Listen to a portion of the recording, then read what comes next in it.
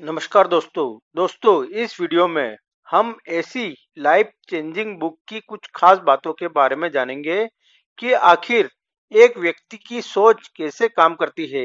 दोस्तों, आज आप जिन परिस्थितियों में है, आखिर उन परिस्थितियों के जिम्मेदार कौन है, इस वीडियो में हम यह जानेंगे। दोस्तों, एज ए मैन थिंक्स किताब जेम्स एलन ने 1903 में लिखी थी।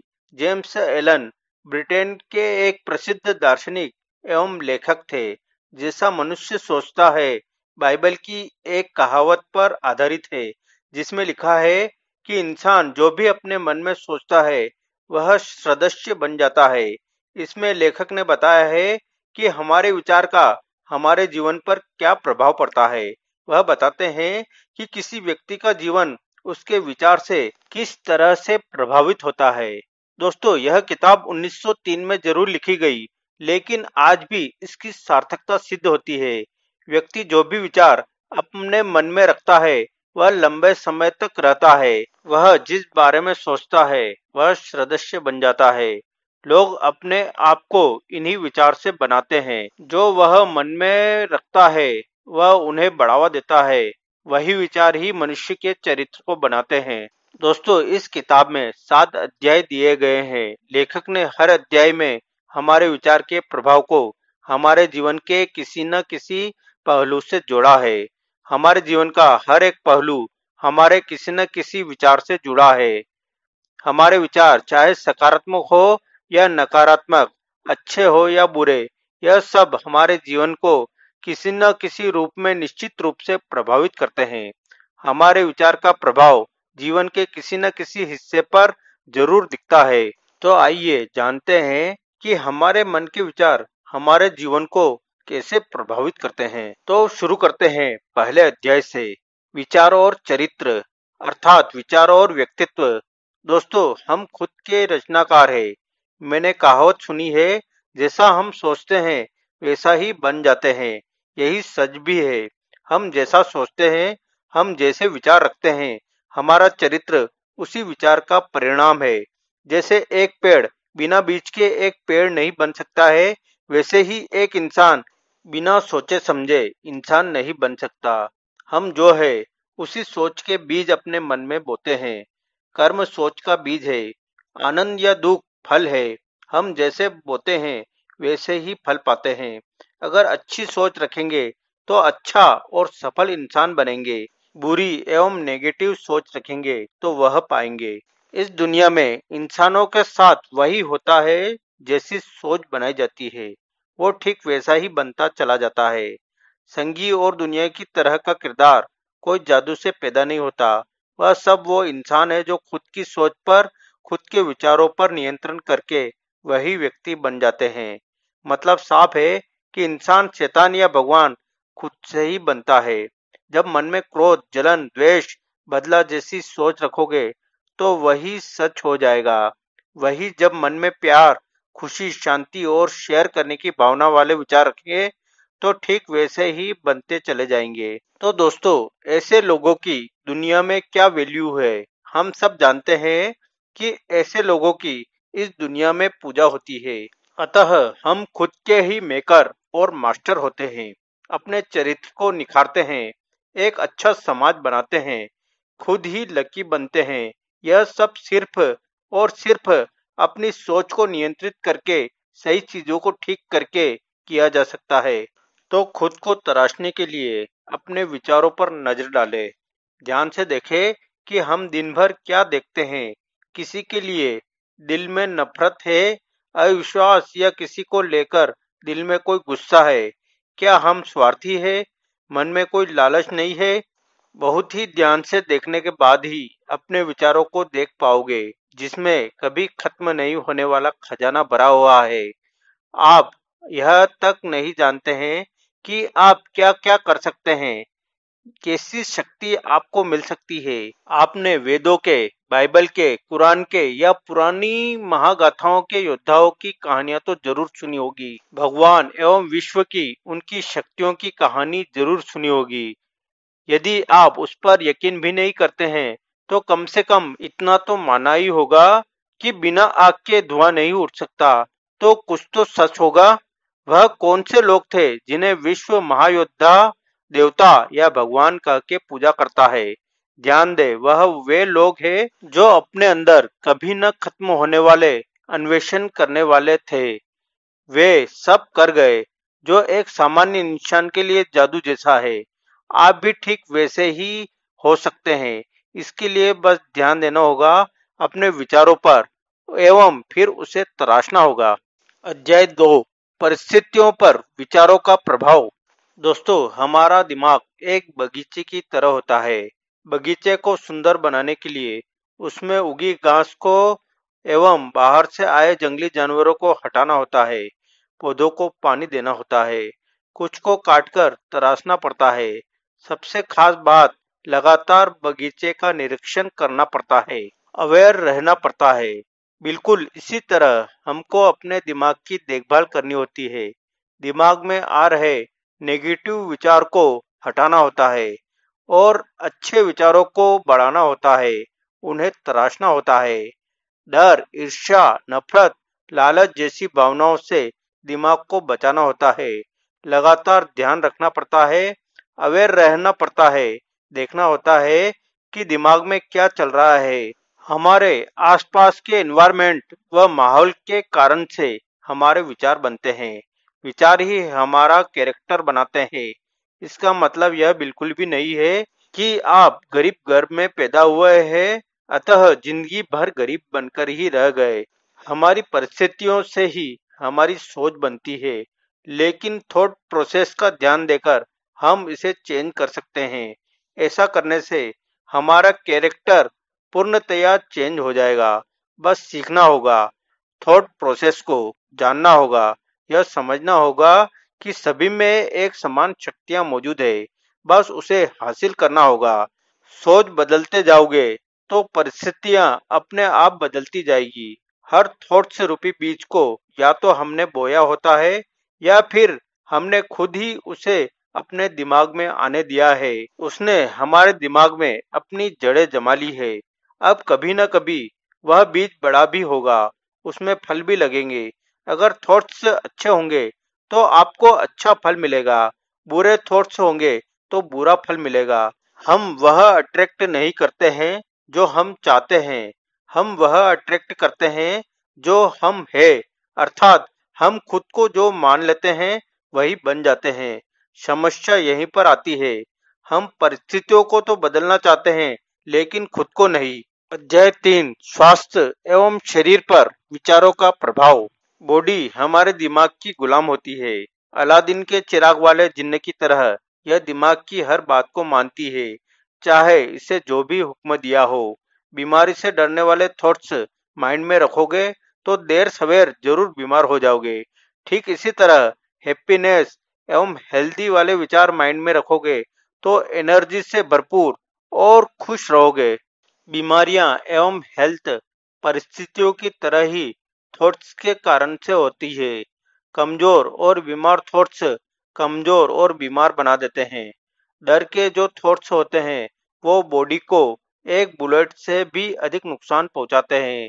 अपने आसपास देख लो, वही लोग बीमार होते हैं जो बीमारी से डरते रहते हैं। इस डर ने लाखों जानें ले ली। इसके विपरीत स्ट्रॉन्ग, हेल्दी एवं प्योर थॉट्स बॉडी को वैसा ही बना देगी।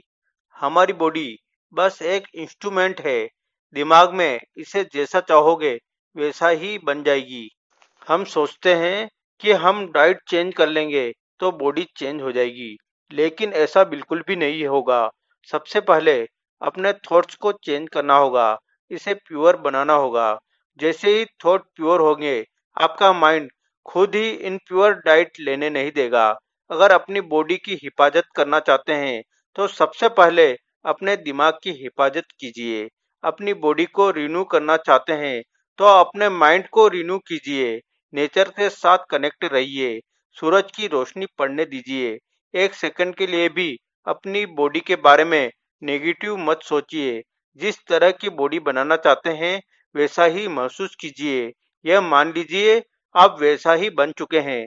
अध्याय 4, विचार एवं उद्देश्य। दोस्तों, जब तक थॉट्स के साथ कोई पर्पज या उद्देश्य नहीं होता तब तक कोई भी सक्सेस नहीं मिल सकती। हमारे आसपास के लोग बड़ी बड़ी बातें तो करते हैं, लेकिन उनका कोई गोल नहीं है, कोई उद्देश्य नहीं है।